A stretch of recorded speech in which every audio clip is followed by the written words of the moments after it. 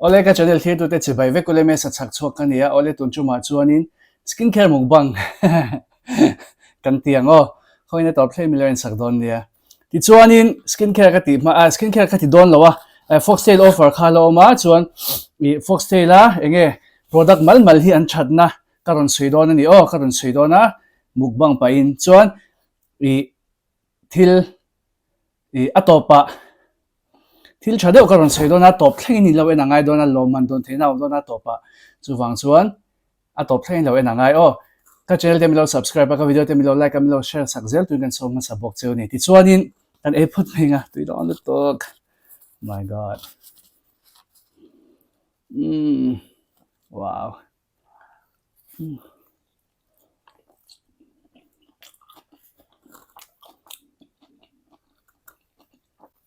tu itu tuk tok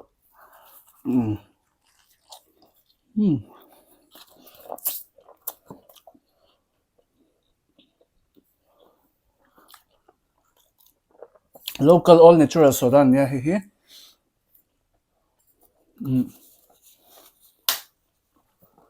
kan open lo kang tiang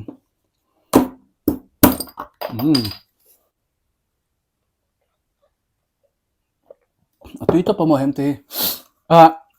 pia po mi don pereng IG a hian video kala post man lawa karon post thoyang sorry this one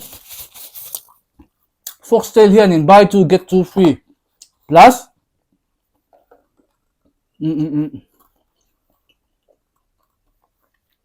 body scrub le body mist free khan ne tiro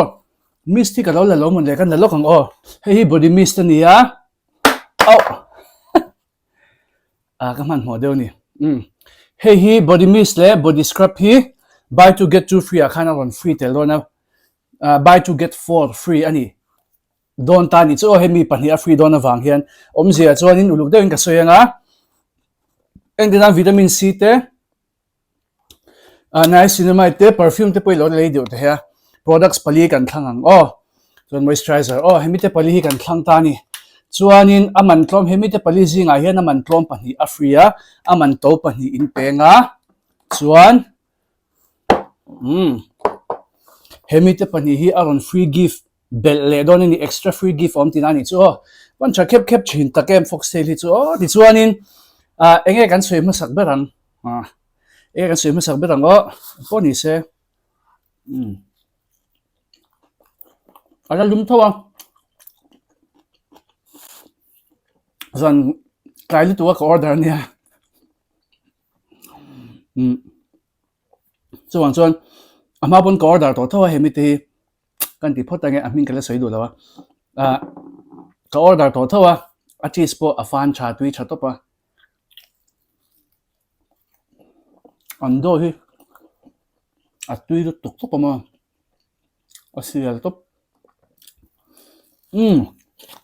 chuanin vitamin C chang bul chanang kan soi chinangin vitamin C hi 15% ania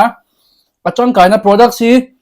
amalte tian an chang kaina karon soinga chuanin a chul chuan a combination cha karon soi chun zo manga reidu tuk don lo chuan hei 15% vitamin C ni ta ni ro beginner tan man thelo kan ti fo china a chatna chu vunati enga vun rol rem lo kan ti ang chi ti mayang ka vun rong ain anglo a chena ngowa chena a thu de ka mai ngowa ka chala thu tiang chi ka chalango ka mai thu tiang de ka tiang chi tan po khana chatin bol na nu dukate mai duka tan po chashim shima vitamin C man hi chu chuan effective tuk lo pon man shim thawa chani chan chu vun chakna anti aging an ninga chan chu collagen anti chaka kan vun omsa collagen khan ti chak boka ti chuanin asiam chu akonga pon ti chakani an pui bok ti chuanin heavy C hi 15% ya vitamin C beginner tan chon man lo to kan ti fawa ma se lo lungai lo la ilungai rai to don lo beginner tan vit C beginner enge high percentage sang mang thelo beginner ni tan khan ilungai rai to don lo vitamin C 10% cha MMA adang om tel chu ka soi thei si lawa vitamin C 10% cha MMA aronom chep to aronom chep to chu ka ron kiu re zoi chu thu ka ron thil chu ni chu lo la soi dak lo la nang mani chu khain lo she don ne it's all in he vitamin C hian in a ti ber chu brightening lampang vun en na sports te tin vun rol rem lo tin vitamin C chu do na na poi mo ti meng he vun ti sel tu vun ti nung tu ni ve pakata chu chu ka du na em ania tin he oxidize lo te kan ti china ka ta hi kemin eng ve chan to hi ala man the ni ala poi lo he aya a uk to chuanin oxidize na sa to a man tlak to lo nga ma se ala man the tu khai hi o chuanin vitamin C te chu hrisel chuan pizza te pen kan tel bor menga tian kan ei don ni van tui don tak em hei mo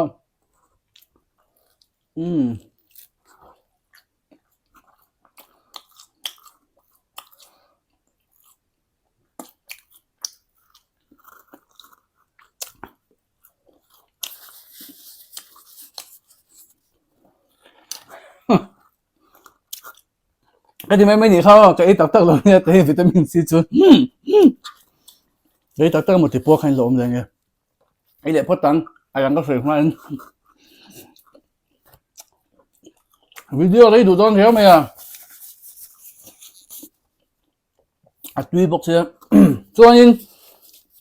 cái discount code để link cái lâu đó để ngắn hỏi khá nín tin product trả thiam lâu tăng cái WhatsApp number ta đang sợ là hiện mình lâu bể lẽ mấy nga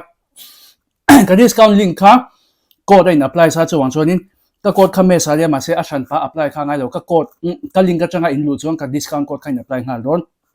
product pali thang nga add to cart in ti zel ngai indu pali kha chuan cart ta in kal nu check out ta in kalanga ta khan ka code chu apply ngal don ni kha all sam ve na ka discount link mang tu te tan so nghe kha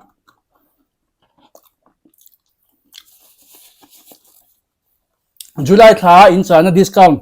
ka discount code in man na kha hello tour cái tỷ giá năng khăn lâu hello tổ là WhatsApp à đủ là in gì thang na thalak te poron thun na pon WhatsApp à te poron su top pula à poi lo ni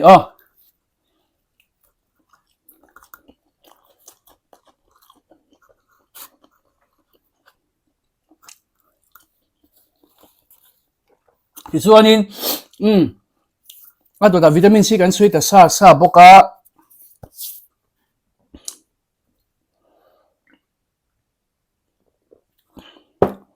vitamin C zo chuan khoi kan kal leng retinol la hen kalang retinol hi pani an ron nei ta 0.15% le 0.3% 0.15 hi ama sa zok hlui zok 0.3 hi athara ni ta he a color hi he 0.3 he 0.15 he athara he ahlui athar hi tlemina sang se ta hlui a hian chu in lo sheve shimanga an chadun rolling athar na hi a percentage tlemin lo sang se khoka ke ma chung ka du deu zok mana nom a lightweight lu tuka an cha ka tia an effective ve thon pani hian he beginner friendly zok manga ma se he po hi 0.3 chu hi chu beginner friendly kala tingam ke ma chuan in beginner friendly kala tingam thawa in lo sensitive over in my lo ro viawni in lo sensitive over ni chuan du le 0.15 atang hian chanula chumi so 0.3 hi in kai don nia chuanin retinol hi raitan le now nutte tui petan no te nutte tui petan man lo turani man thei shi lo chuanin retinol chatna chu an mani hi chu anti aging an focus suk ma Foxtale hi chuanin mo fine lines wrinkles le collagen te tin vun tilang moi tu tur vun tilang num tu tur vun tilang mara chatu rang khanin an focus sok ma chuanin 0.3 hi ka du na chu micellar ferulic acid an ron mang ta ni achan chu he hi ferulic acid chu a video ma sala ma pok sei to thawa thil cha thil man to skincare an telpon a product man to tu ni phaveni an achan chun chat em awangin antioxidants an ti chaka anti an dai rai tir boka dai rai adam re dai rai ai ma chu anti dam re le zwalina an oxidize tur khalo veng tinani chu tha ka tinani ya ferulic acid an ron mang tel hi mo chuanin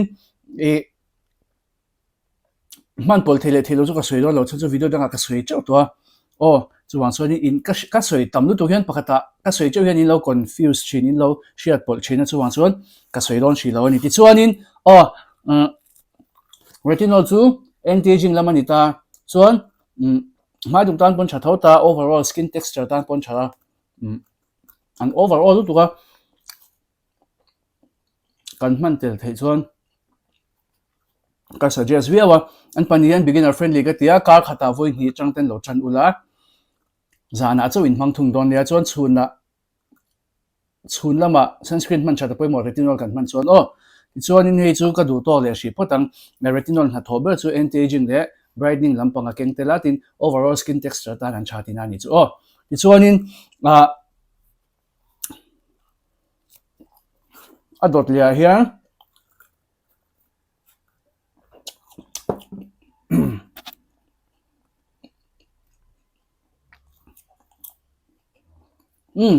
ka du rapid spot reduction serum drops rapid spot reduction drops heti li chu ka man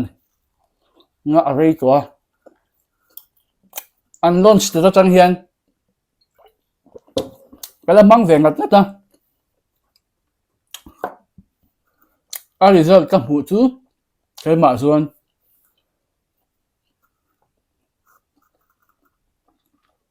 vun rong an ti rual rem uneven skin tone kan ti vun rong inang lo a chena thu big a chen a eng big tiang chi a khan an cha ka tian effective ka tia chu hei ka mang rei to ta ka man re changa ka experience ani chu mo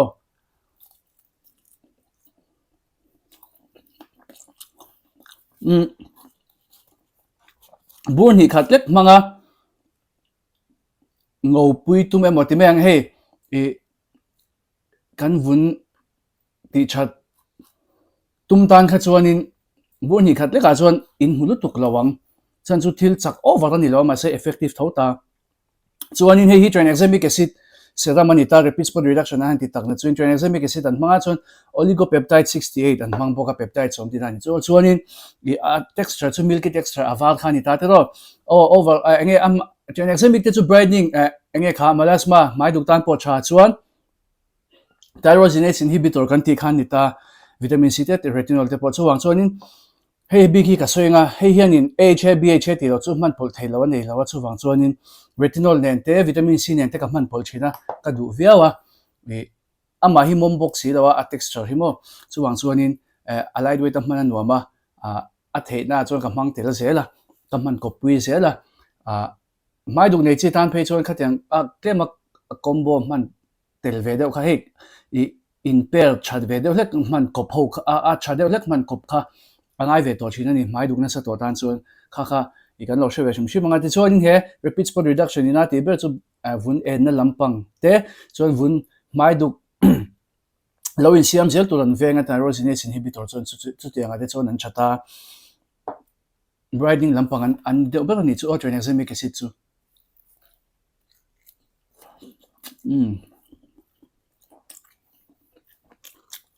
可以说太个人，就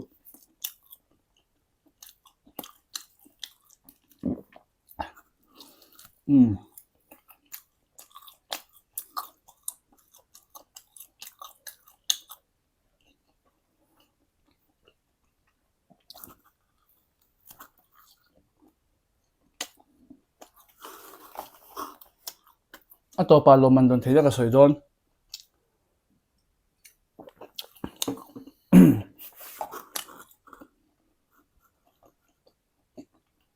มันตุยตะแกว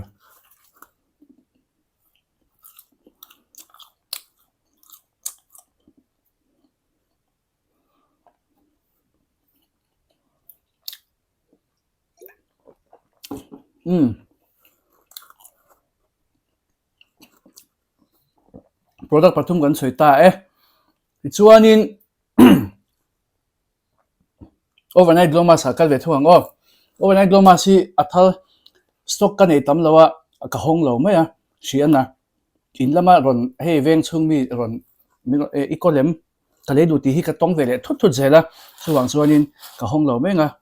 ขัดอย่างต่างข้างกัน reserve เดี๋ยวว่าไงที่ส่วนนี้ overnight glow mask hi kan sia theo in ka khata voi ni voi thum bak man tur ni lo zana moisturizer nga man me tur ni ta vun ro over tan chon chunga moisturizer thole po kha pui lo wa theive ka ma se vun mom tan chon ngai ka ring lo wa chan chu ma hi thik ve dewa chuanin aban texture kha om ve dewa tro kha chu ani na ve shim shimania chu wang chon zan mud don na ya kamu ngal don tiang chi kha chuanin man chi viau lo wa bud ma da kha khat om vela tal khan kan mang don nia ti chuanin he overnight glow mask a hianin AHA hi 7% oma chu ta chuin lactic acid mandelic acid le glycolic acid oma glycolic asang bera mai duk nei chi tan tele vun texture uneven texture kan ti te white heads nga te tang kha dan cha din overnight glow mask chu mangin tam to ti ka ria e vuna ti glow num dala ni te ro e glow mask ani ang hianin vun hi atu ka hianin alone nel nem nal nuam khoi te hi nuam bik e at ma hi a strong ve chu wang chuin zan tin man chi po khani lawa at mani pon ka khata voi thum bak man lo turan tia chu wang chun kan lo film course shim manga AHA lampang an ni wangin my bol ne chi ta pon thathawa ma se a focus bela ka she chu ke ma chuanin e vun ti glow vun ti bright le enge vun nung lo tan khana cha belin ka she ke ma chuanin mo khatiang khana ron focus belin ka she ti chuanin ka kal leng hal don adanga chan chu hei la tam sia soi lo hi ti ro chuanin moisturizer a hlawmin ka ron soi don an moisturizer nei ho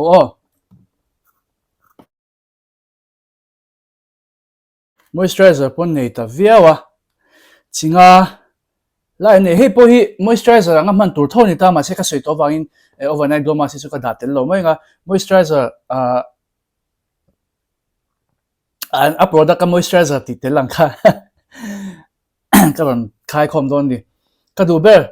hydrating moisturizer chu hydration momu chuak si lo hydrate chasi tin ceramide chom for skin types ka ti he chu chatop ka soina sa tota mal khala po kan soina sa tota ka soi thui lo nga chuan super glow moisturizer han dot vele ta se vuna ti hnum nala vitamin C nano 2% an manga chu wang chuanin 15% zo lo tan po kan vitamin C begin tan chona chi via wa chu ti ro chuan nano ni wang hianin vun chunga alu chakbi ka vun ko alu chabi ka chu wang chuanin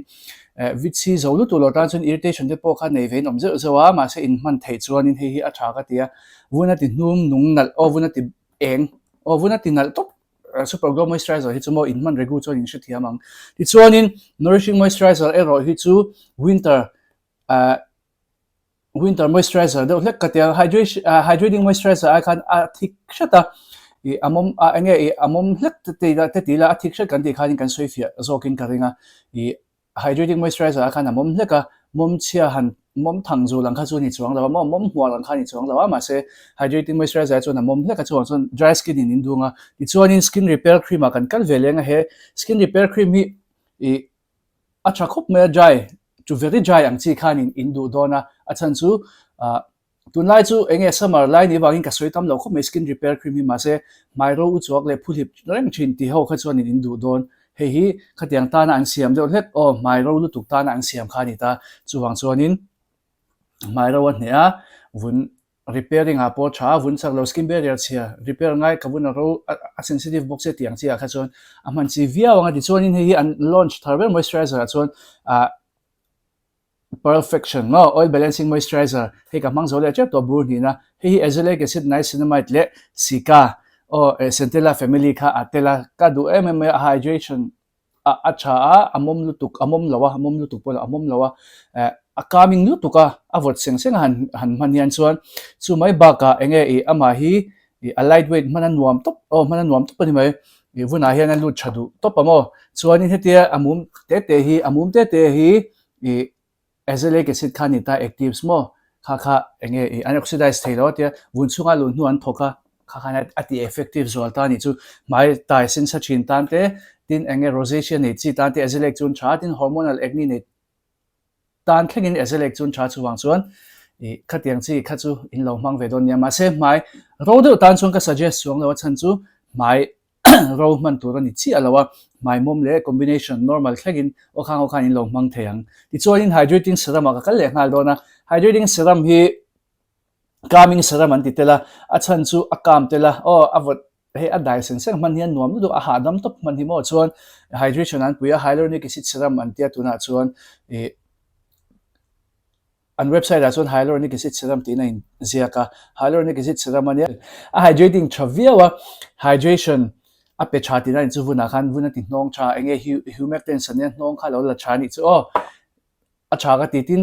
irritation nom lem lo he chu cha ka ti viau kan mang tlang lon thei viau in ka sheboka so nice cinema da kan le halanga 5% le 12% an ron nei dol me in thlau khop me 5% chu conventional to nga ma sa zo kha ya chon 12% clarifying serum an ron te hi nice cinema da chon launch thar khani ta ti chuanin hi ni ta ti chuanin niacinamide clarifying serum mai chuan azelaic acid an ron da tel boka mo chuan encapsulated technology an hmanga azelaic b ka khanin chu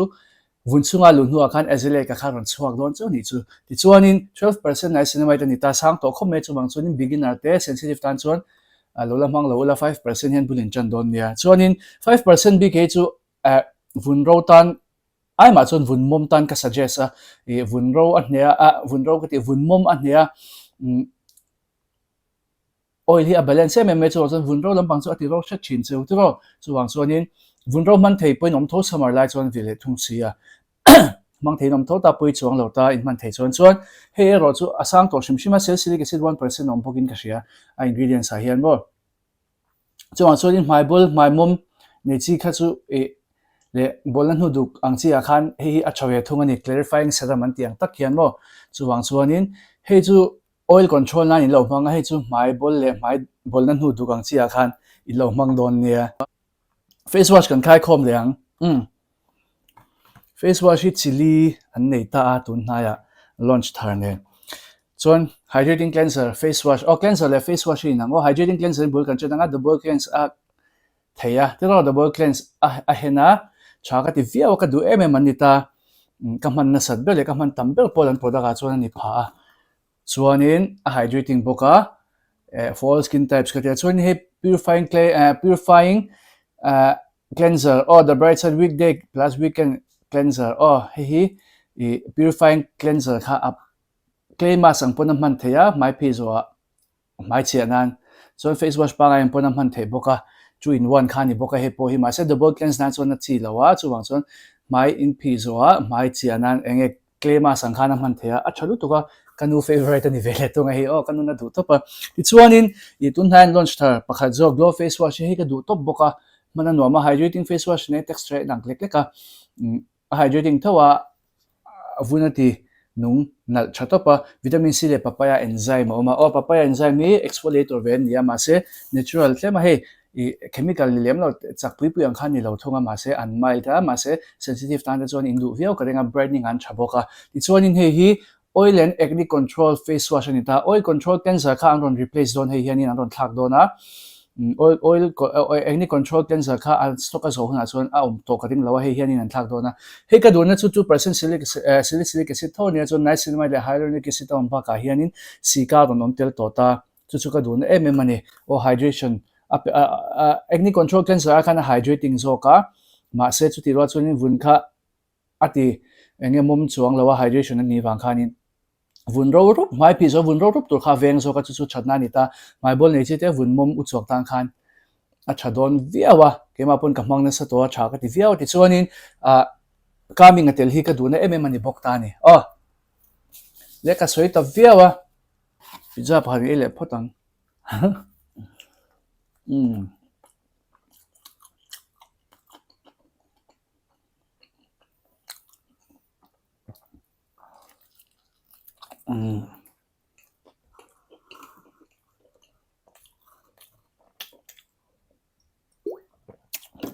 Hoan tui tak dem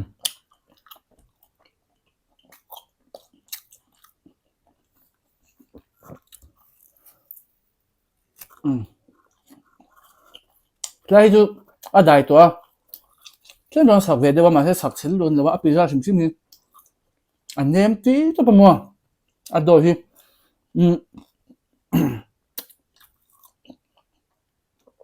a cha tup lawa ma se apan khela pan over chuang lo ta pan khela dang khan chuang lo ta tok batin atui ni tok mai ni mizo siam ania ke ma chuan Mizoram pizza chuan an top ve thlot ka tia tui tak ani tui tak ka da tha to si don khuna kal doi to sei chuan la tam sia ka soi ta no la tuna chuanin eye cream eye gel ka soi ve thunga nga hei eye candy firming under eye gel ama sa zo ka nia chuanin hei brightening under eye cream ni ve thunga tuna hei out of stock mai thea om shi lawin ka shria a thaga di to ba peptides algae le provitamin B5 oma calming top ta mit han hoi hian mit hi hadam seng seng te meng hei a dai seng seng amo man nuam ka ti topa tin puffy eyes kan ti te hei mit builek luk ti meng zan meng re mutlem builek luk anga te khana chata dark circles an chapok ta chon hi brightening eye cream ani a hei chu dark circles la man focus tam zo ka vitamin C le caffeine brightening mit eye area tan chon caffeine hin chatop ta chon hyaluronic acid tom boka hydration mit chuar veng tu tur kha hydration pe tur kha om bok ta ni hemte panin thaga tia a in lu zo zo kin lo manga in man du le du lo kha enge in man du a du thlan na kha chu in du du zo ani ta ke ma chon hi ka mang na sa shet zo ka ma se hi point chavia he gel type ani he cream type ani ve thong ani ti chuanin acne spot corrector le AHA BHA serum hei thil a ingredients su ain ang deuh thua ka ma se a thil ti hi ain ang lo ve thunga I glycolic salicylic acid oma AHA BHA hi chuanin ti chuanin hei exfoliator atana man tur ka khata voi thum vel man tur ang khani ta hi mo ti chuanin acne spot corrector chu mai bolate mai bol nan huaten hoi tur ni vele thunga hei chu ni khata po voi ni man the antia hei abol na nuate abol na abolate ni khata voi ni man kha chungai ka ti chong lawa chan chu AHA BHA ni wangin chunlama azelaic acid le AHA BHA ni ta chunlama vitamin C le po kan lo mang the aman kop thei don lawa chu wang chuan zanlama mang thungula zantin mana poi lawang abola re ma chu tin aduka te po mo ma se in routine thil dang in lo ne retinol ten lo ne ya overnight glow mask ten lo ne kha chuanin in routine kha nangmanin aman kop thei lo wang khan in routine kha nangmanin in siam rem don ne in products nei dana zil khan mo ka soi nem to boka in siam thiam ve to ka ring kha chu ti chuanin hei chu overall skin ti meang white hair chate mai bolan huate vun kavuna bol neu neu enge kavuna bol neu neu mam lo athap tiang chi ate khana cha ta hi man nge ngai exfoliator man ngai ka ti chin khamo AHA BHA ni ta he ra chu mai bol nei chi tan te mai bol nan hu enkol du tan te khanin an cha thunga mai bola chuanin acne spot corrector hi kaman na re ve to an cha thokhat ve ni hei chu cha ka ti ve thlota Korean products sam tak pun an tlu lo an cha thlot hei chu mo ti chuanin sunscreen lam kan en vele thunga nga sunscreen hi chi thu man nei a chili nei chin khan ya ma se pakhat hi om to ri lawa ma se om le thoi be se ang ke ma pon ka request cha mo sunscreen primer kha ti chuanin nei meta ni a dewy ni a chon glow sunscreen ni ta kalom na deu chu hei dewy le glow sunscreen hi dewy le matte sunscreen hi zanga som ko panga khani chinta ni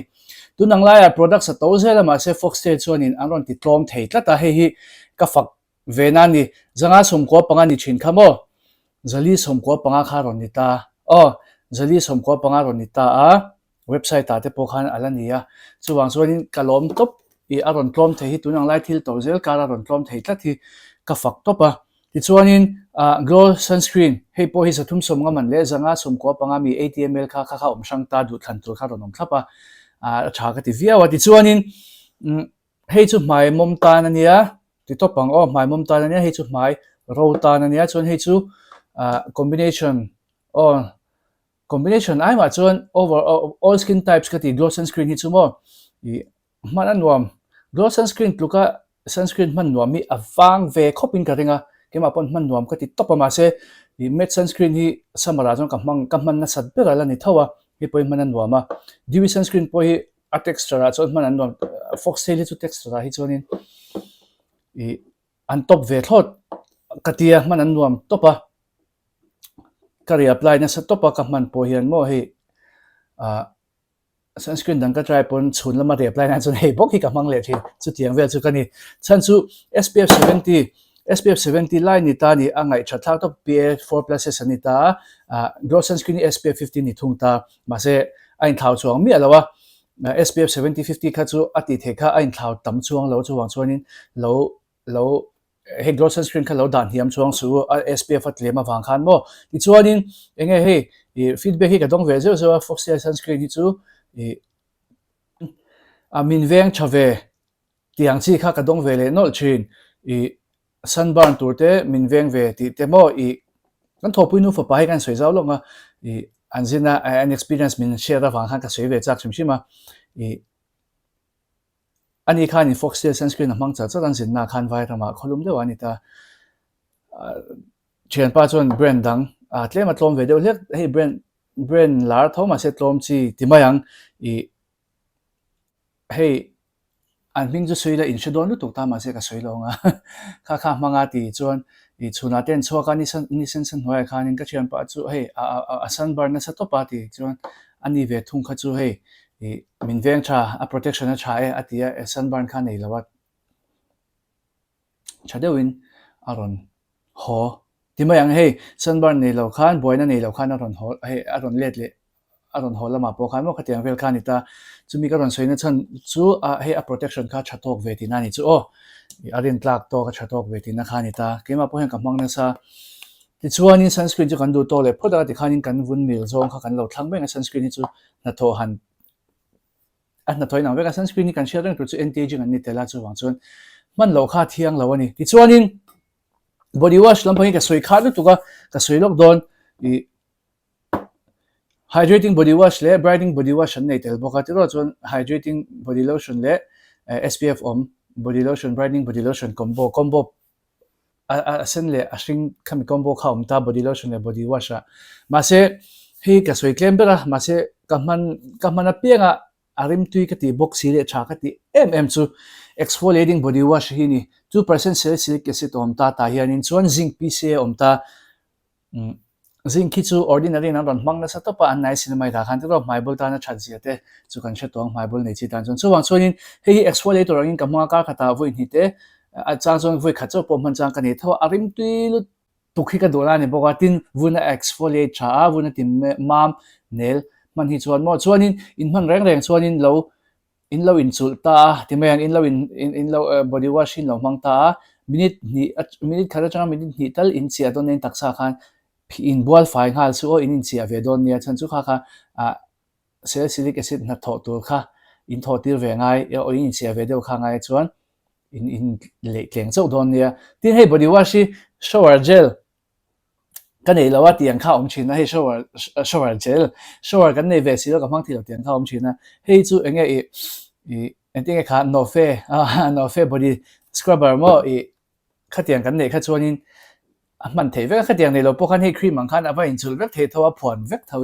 vek thei tho na chungin a hek du thunga alonga man chu chuwang chuanin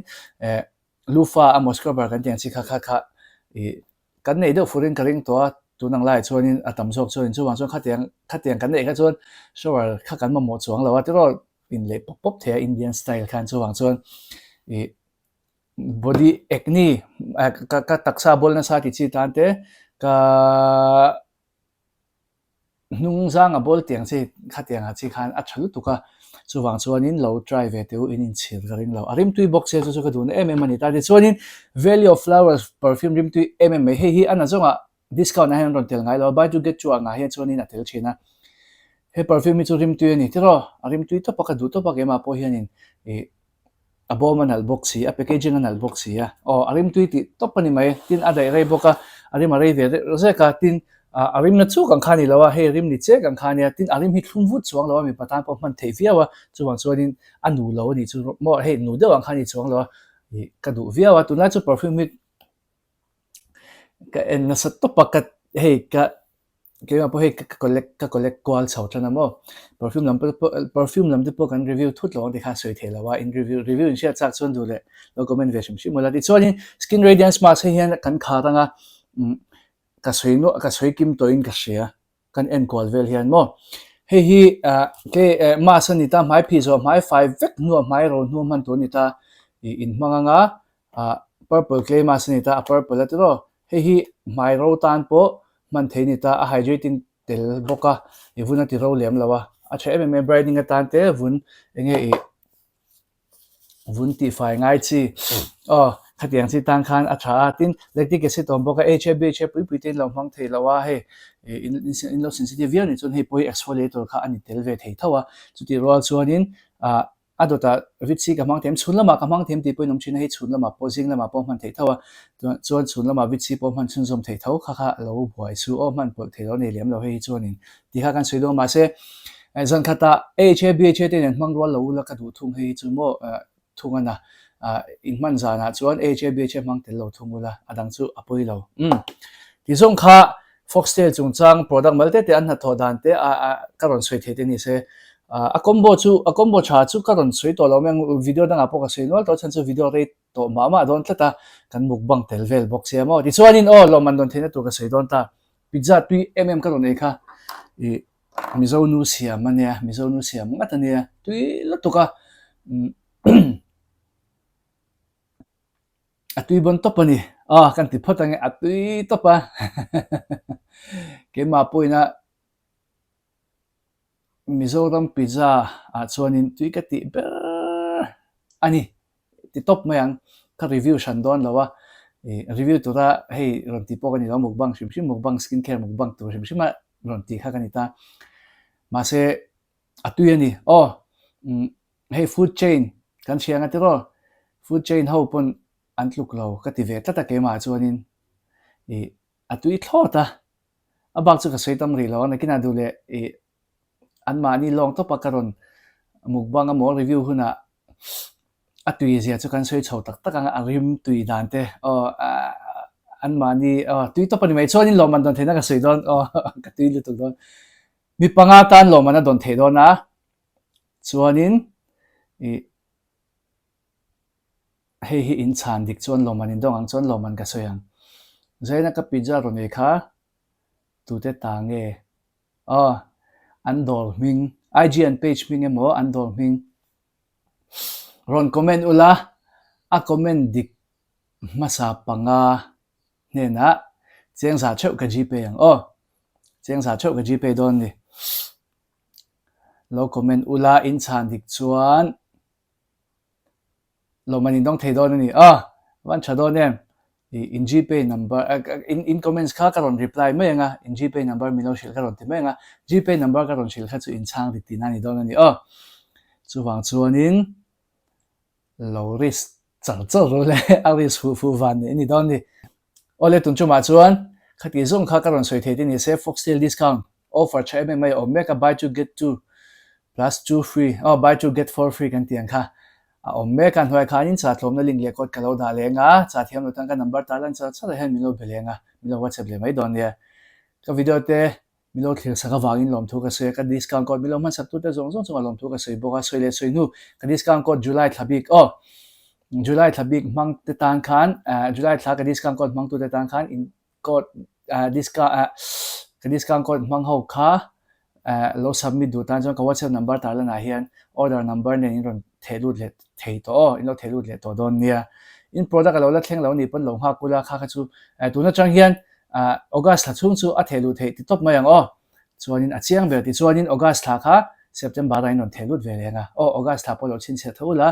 September la thla thara in lo thelu ve le don nia lo thelu du ka ti huna chuanin ka video in lo en chatangai ni chu ole tun chu ma chu ka du to le photanga video le pe ka kain hule chho don nia